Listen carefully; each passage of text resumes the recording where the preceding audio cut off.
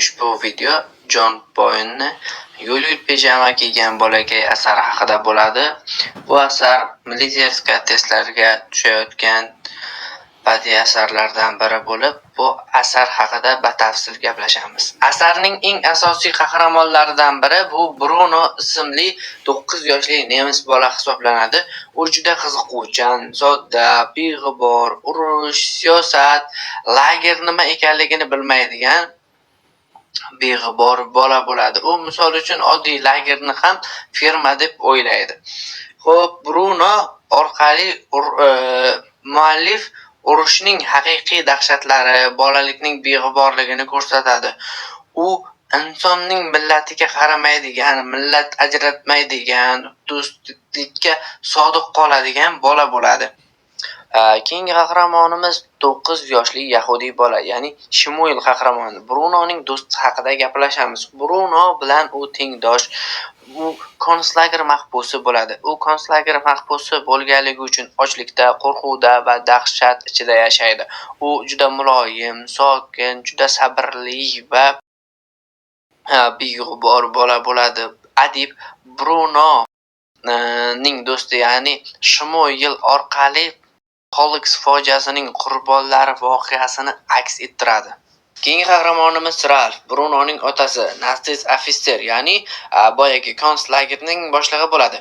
U davlat buyruqlarini bajarishni hech qanday qilmaydi. Ya'ni davlat buyruqlarini bajarishni o'zining burchi deb biladigan qahramon. U oilasiga mehribon ota bo'lsa-da, uning lavozimi minglab begunohlarning o'limiga sabab bo'ladi. Bu obraz buyruq bajaruvchi insonlar fojiasini, buyruq bajaruvchi insonlar timsolini ko'rsatishga ishlatiladi asarda.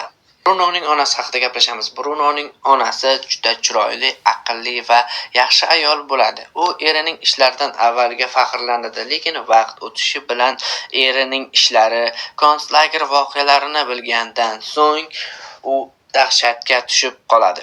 Uning ichki iztiroblari, bolasini o'ylashi asarning muhim psixologik voqealarining, muhim psixologik qatlamlarini ochib beradi. Keyingi qahramonimiz Gretel. U Brunoning opasi.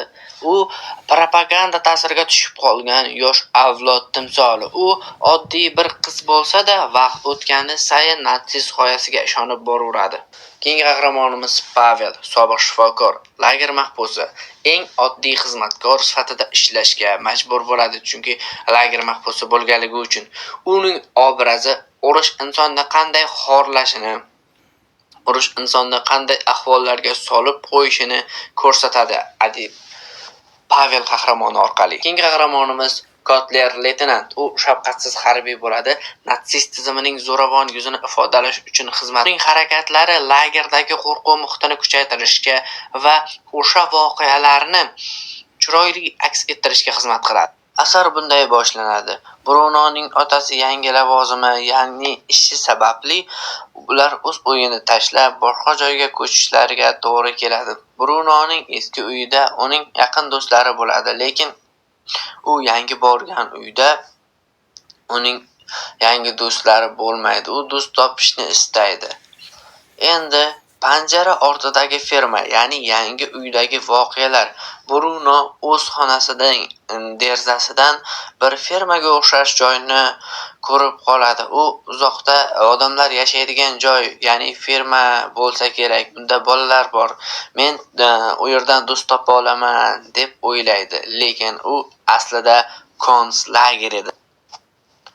Bruno o'z uyidan bir amallab chiqib o'sha konslager, ya'ni o'zi o'ylagan ferma tomonga boradi va u yerda Shmuel, ya'ni boya aytganim yahudiy bolani uchratib qoladi.